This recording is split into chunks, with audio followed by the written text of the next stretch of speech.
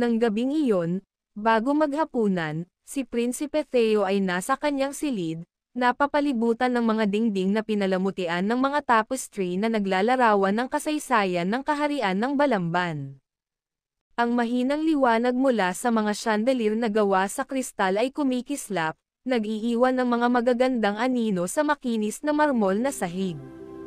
Ang malamig na simoy ng hangin mula sa bintana ay pumapasok, dahan-dahang humahampas sa mga makulay na kurtina. Sa labas, maririnig ang simpaniya ng mga kuliglig, at ang malayo at mahihinang tunog ng mga dahon, na nagbibigay ng tahimik na kapaligiran na salungat sa gulo ng isip ni Theo. Nakatayo siya sa harap ng isang malaking salamin, tinitingnan ang kanyang refleksyon. Ang kanyang royal na kasuotan, isang asol na seda na may ginto at pilak na berga, ay nakasusuot ng maayos sa kanyang balikat. Ang tela ay kumikislap sa ilalim ng malambot na ilaw, tugma sa karangyaan ng kanyang paligid. Subalit sa kabila ng lahat ng ito, naguguluhan ang kanyang isip, na tila ang kanyang puso ay bumabalik sa mga kamangha-manghang tanawin na nakita niya kanina. Ang mga alaala ng kuweba ng Kambuhawi, bundok Manunggal, at ang hardin ng Alejandra ay bumabalik sa kanyang isipan, ngunit ang pinakamagandang alaala ay si Thunderbolt, ang bago niyang puting kabayo. Napangiti siya sa pag-alala rito, na nagbigay sa kanya ng saya. Natapos na ang mga tagapaglingkod sa kanyang pagbibihis. Dumating si Hans, ang kanyang butler, na nakasuot ng itim at puting uniforme. Mabilis na naglakad ito patungo kay Theo. Kamahalan, wika nito ng may galang, handa na ang hapunan. Ang Reyna Consort ay papunta na rin sa bulwagan ng kainan. Tumango si Theo, naramdaman ang isang bahagyang gutom na kumukulo sa kanyang tiyan.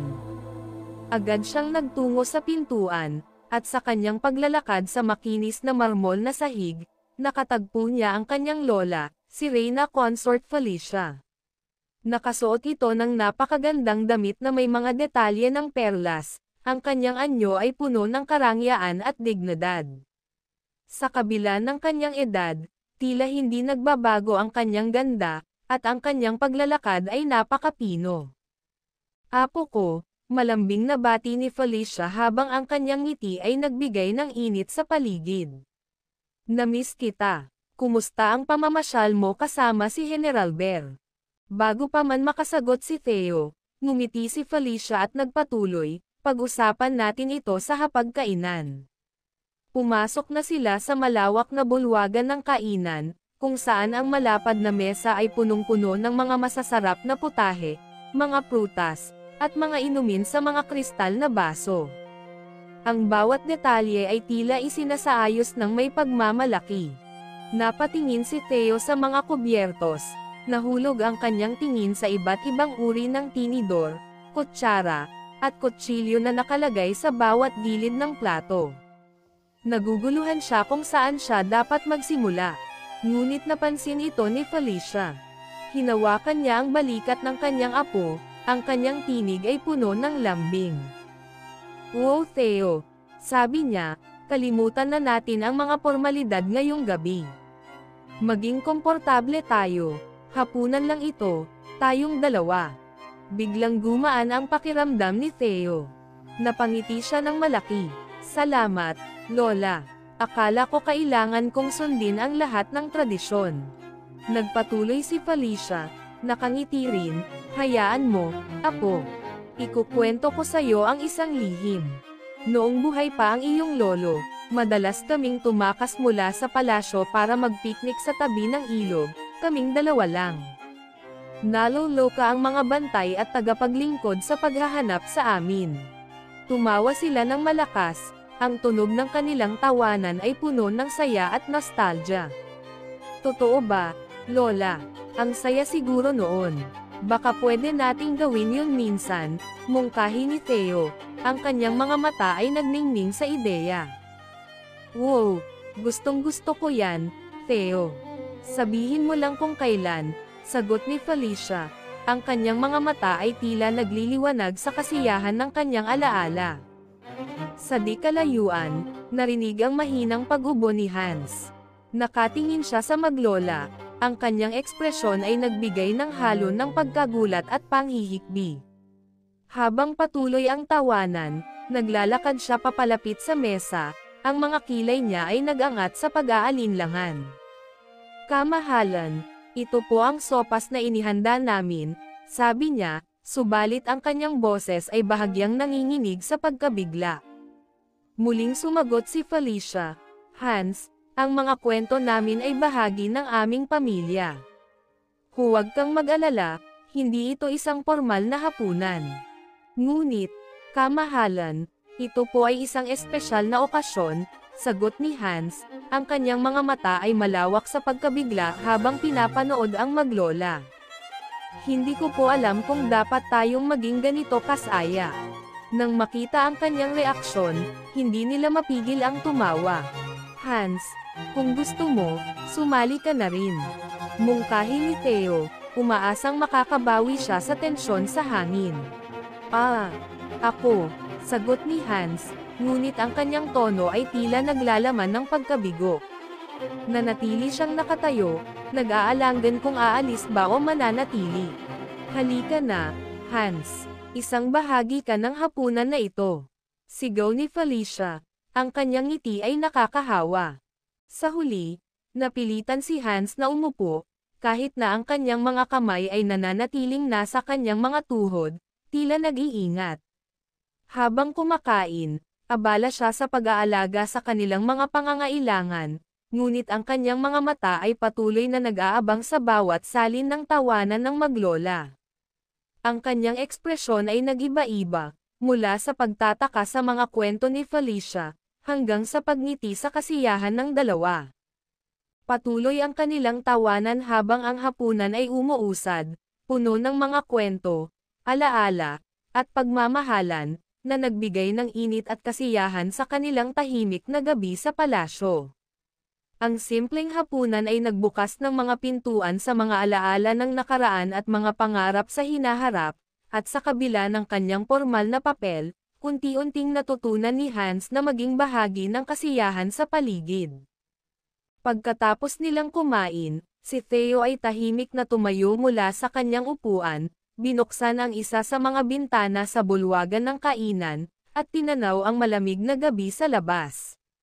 Ang hangin ay dumampi sa kanyang mukha, ngunit sa halip na dalhin siya sa isang masayang ganita, bumalik ang kanyang isipan sa tanong na matagal na niyang gustong itanong ngunit hindi kailanman nagkaroon ng lakas ng loob. Dahan-daang lumapit siya sa kanyang lola, si Reyna Consort Felicia, na tahimik na humihigop ng kanyang tsae habang nakatingin sa mga nalalabing kandila sa mesa. Ang kanyang malalim na iniisip ay nagbigay ng kalmadong ekspresyon, ngunit alam ni Theo na ito na ang tamang oras. Hindi niya maiwasang maramdaman ang bigat ng katanungang gustong-gusto na niyang itanong. "Lola," nagsimula si Theo, ang kanyang boses ay mababa at puno ng pag-aalinlangan. "Ano po ba talaga ang nangyari sa aking mga magulang? Lagi ko pong iniisip kung ano sila, kung ano ang mga ugali nila, kung anong klaseng mga tao sila." Napatigil siya, tila humihinga ng malalim bago magpatuloy. "Bakit sila nawala? Ano po ba talaga ang nangyari sa kanila?" Ang masayang mukha ni Felicia ay dahan-daang napalitan ng malalim na kalungkutan. Ang kanyang mga mata, na kanina'y kumikislap ng liwanag mula sa kanilang tawanan, ngayon ay tila lumabo, puno ng bigat ng mga alaala. Tumahimik ang buong bulwagan, ang dating tahimik na pag-ikot ng tsaa sa kanyang tasa ay huminto, at ang mga mata ni Felicia ay tumitig sa sahig. Wala nang tunog kundi ang mahinang paglagok ng hangin mula sa bintana at ang pagyugyug ng mga kandila. Si Theo, bagamat handa sa isang seryosong sagot, ay hindi inaasahan ang ganitong reaksyon mula sa kanyang lola. Nakita niya ang bigat ng alaala sa kanyang mga mata, at para bang mas mabigat pa ito kaysa sa kanyang inasahan. Napatigil si Felicia, tila nag-iipon ng lakas upang sagutin ang tanong ng kanyang apo. Nang ang kanyang mga labi ay dahan-daang bumuka, mabagal niyang binaba ang tasa ng tsaa at tumingin sa malayo, tila may nakikita siyang hindi maabot ng mga mata ng iba. Theo, simula niya, ang kanyang boses ay bahagyang nanginginig, ang iyong mga magulang ay mga kahanga-hangang tao.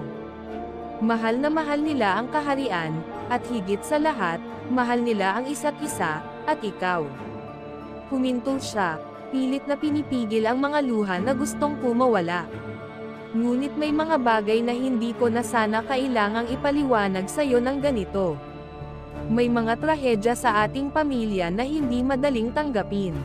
Si Theo ay naghintay ng may halong kaba at awa, alam niyang may malalim na sugat sa puso ng kanyang lola. Ang nangyari sa kanila, nagpatuloy si Felicia, ay hindi simpleng aksidente o natural na pangyayari. May mga puwersang hindi natin nauunawaan, mga taong may masamang balak sa ating pamilya, at natakot ang iyong mga magulang sa posibleng mangyari sa iyo. Kaya't sinubukan nilang protektahan ka, kahit pa nga nangangahulugan ito ng pagkawala nila. Hindi makapagsalita si Theo. Para bang ang mga salita ng kanyang lola ay isang malaking alon na sumalpok sa kanya, dinadala siya sa isang malalim na dagat ng misteryo at lungkot. Tumitig siya sa kanyang lola, umaasang may idadagdag pa ito, ngunit tila ang alaala ng kanyang mga magulang ay masyadong mabigat para kay Felicia na ipagpatuloy. Nagpatuloy si Felicia, mas mahina ang boses. Hindi madali para sa akin, Theo, na alalahanin ang mga araw na iyon. Ang pagkawala nila ay hindi lamang trahedya para sa kaharian, kundi isang napakalalim na sugat sa ating pamilya. Tumingin si Theo sa kanyang lola, at bagaman gustong-gusto niyang itanong pa ang mga detalye, hindi na niya ninais na pahirapan pa ito. Ngunit alam niyang mula sa sandaling iyon, may mas malalim na kwento sa pagkawala ng kanyang mga magulang na kailangan niyang tuklasin sa tamang panahon. Pasensya na, Lola, bulong ni Theo, habang hinawakan niya ang kamay ni Felicia. Hindi ko po nais na pasakitan kayo sa aking mga tanong. Ngumiti si Felicia, bagaman puno ng lungkot, at hinawakan ng mahigpit ang kamay ng kanyang apo. Hindi mo kailangang humingi ng tawad, Theo. Karapatan mong malaman ang tungkol sa kanila. At isang araw, ipapaalam ko sa iyo ang lahat. Tahimik na nagyakapan ang maglola, na tila sa sandaling iyon, ang bigat ng kanilang kalungkutan ay naibsan ng kanilang pagmamahal sa isa't isa. Huminga ng malalim si Felicia at nagsimulang ibinahagi ang nangyari. Ako ay may dalawang anak na mahal ko, si Edmund at si Rufus. Si Rufus ay ang iyong tiyuhin at ang iyong ama, si Edmund. Nagsimula si Queen Consort Felicia habang tahimik na iniinom ang kanyang tsaa. Nakatitig siya sa malayo, tila muling binabalikan ang mga masayang alaala. Noong mga bata pa sila'y magkasamang naglalaro sa palasyo, naghahabulan sa hardin, at nagtutulungan sa lahat ng bagay. Hindi ko lubos maisip na darating ang araw na ang mga magkasamang batang iyon ay magiging mortal na magkaaway. Bata pa si Theo, ngunit ramdam niya ang bigat ng mga salitang iyon. Tahimik siyang nakikinig habang inaalala ng kanyang lola ang kasaysayan ng kanilang pamilya. Iyon ang mga araw ng kapayapaan at kasayahan sa kaharian ng Balamban, patuloy ni Felicia, naglalambing sa bawat detalye. Ang iyong ama, si Edmund, ay laging mahinahon, palakaibigan, at matuwid. Si Rufus naman, kahit masigla at mapusok, ay laging nariyan upang suportahan ang kanyang kapatid. Mahal na mahal sila ng kanilang ama, ang iyong lolo, si Haring Leopold. Nais niyang parehong mamuno ang kanyang mga anak, magkasama at magkatulong, bilang mga tagapagtanggol ng kaharian. Ngunit biglang nagiba ang tono ni Felicia, at sumeryoso ang kanyang mukha. Ngunit nagsimulang magbago ang lahat nang dumating ang pag-ibig sa kanilang mga buhay, aniya. Si Edmund ay umibig sa iyong ina, si Alejandra. Mahal na mahal nila ang isa't isa, at alam kong sila'y itinadhana. Ngunit may isang babaeng nagkagusto rin sa iyong ama, at ang babaeng iyon ay naging asawa ni Rufus. Nagpatuloy si Felicia, at naramdaman ni Theo ang bigat ng hinanakit sa kanyang tinig. Ang babaeng iyon, si Leonor, ay lihim na may pagmamahal kay Edmund, pero pinili siya ni Rufus. Hindi alam ni Rufus na pinipilit lamang ni Leonor ang kanyang damdamin dahil hindi niya nakuha ang iyong ama. Subalit sa pagdaan ng mga taon, ang inggit at galit ni Leonor ay naging gatong sa apoy ng kasamaan sa puso ni Rufus. Lalo na nang malaman nila na ang iyong ina, si Alejandra, ay nagdadalang tao. Tumigil si Felicia at huminga ng malalim bago ipagpatuloy ang kwento. Pareho silang nagbuntis, si Alejandra at si Leonor, at tuwang-tuwa ang kaharian. Ipinagdiwang ng lahat ang napipintong pagsilang ng dalawang bagong prinsipe o prinsesa. Kaya't nang ipahayag ng iyong lolo, si Haring Leopold, na ang sinumang manganak ng lalaki ang magiging tagapagmana ng trono, lalo pang uminit ang tensyon sa pagitan nina Rufus at Edmund.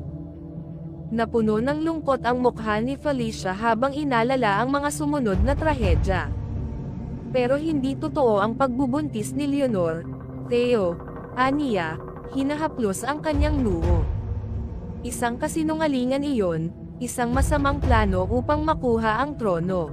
Sa tulong ng isang itim na salamangkero, si Lucas, nagpanggap si Leonor na siya'y nagdadalang tao. At nang malaman niyang ang iyong ina ay magsisilang ng isang lalaki, ikaw, Theo, sinisi niya si Alejandra sa kanyang pagkalaglag. Iyon ang simula ng lahat ng kasamaan. Nagpatuloy si Felicia, at ang kanyang tinig ay lumalim sa lungkot. Si Rufus, na dating mapagmahal at maaalahanan, ay nilason ng galit. Inisip niyang sinasadyang agawin ng iyong ama ang kaharian. At dito pumasok si Lucas, pinatatag ang loob ni Rufus na pabagsakin si Edmund. Hindi namin alam noong mga oras na iyon na si Lucas ay ama ni Leonor, isang makapangyarihang itim na salamangkero na gustong kunin ang trono para sa kanyang sarili. Huminto si Felicia, ngunit nagsimulang lumuha ang kanyang mga mata. Sa gabing iyon, ang lahat ay nawasak. Tahimik ang gabi, patuloy ni Felicia, tinig na puno ng pighati. Walang nakakaalam na papalapit na ang pagtataksil. Habang nakahiga ang iyong mga magulang, biglang umatake si Rufus kasama ang kanyang hukbo ng mga itim na mandirigma at mga makamandag na bayawak na kontrolado ni Lucas. Nilusob nila ang palasyo. Muling sumando si Felicia at huminga ng malalim, tila nahihirapang magpatuloy. Si Edmund, kahit na mas malakas at mas matalino, ay hindi makalaban ng lubusan. Hindi niya kayang saktan si Rufus, kahit na galit na si Rufus sa kanya.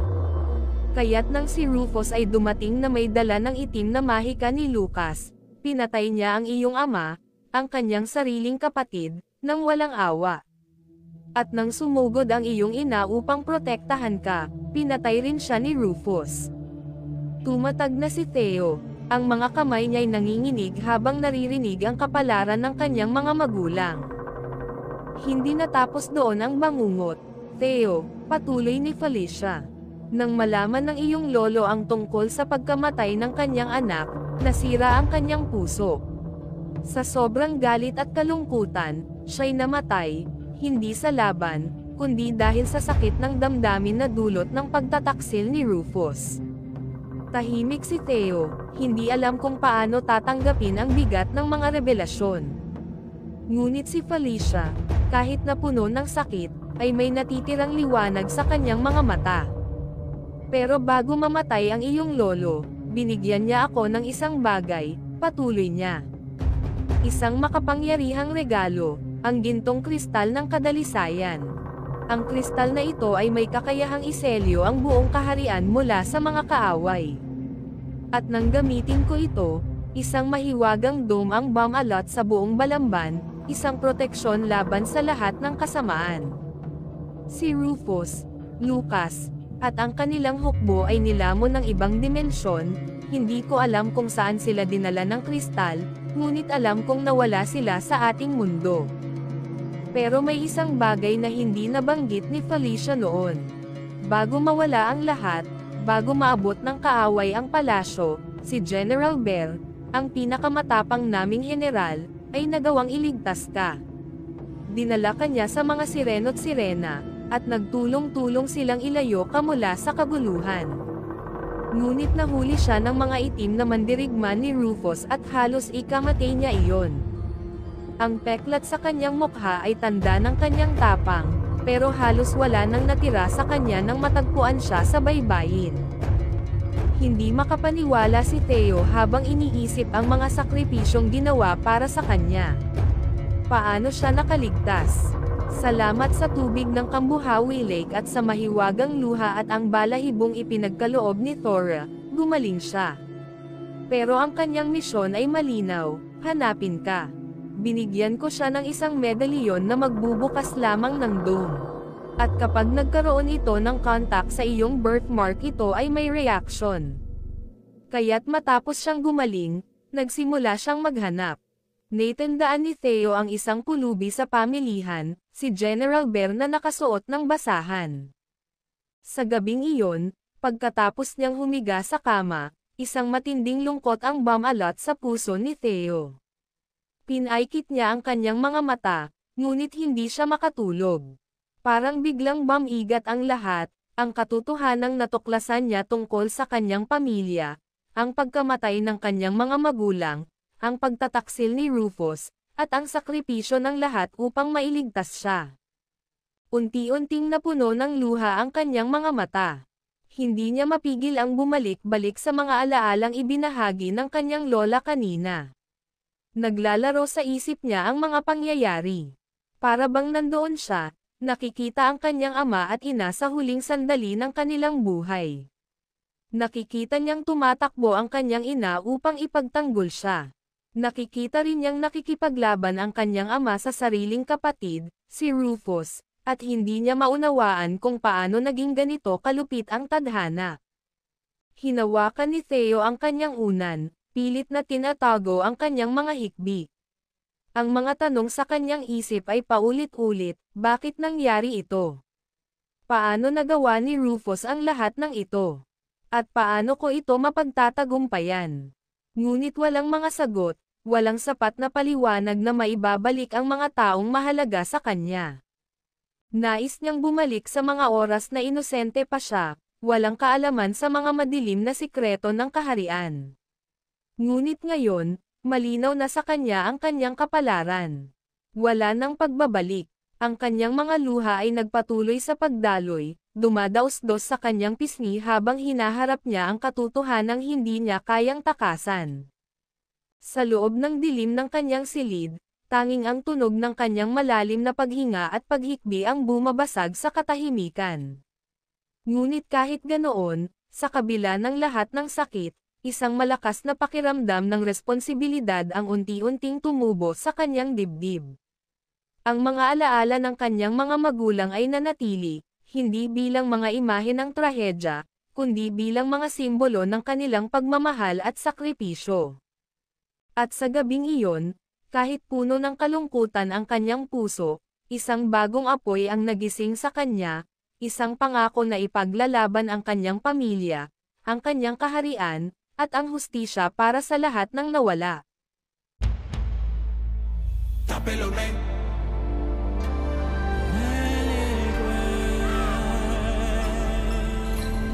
C'est comme ça.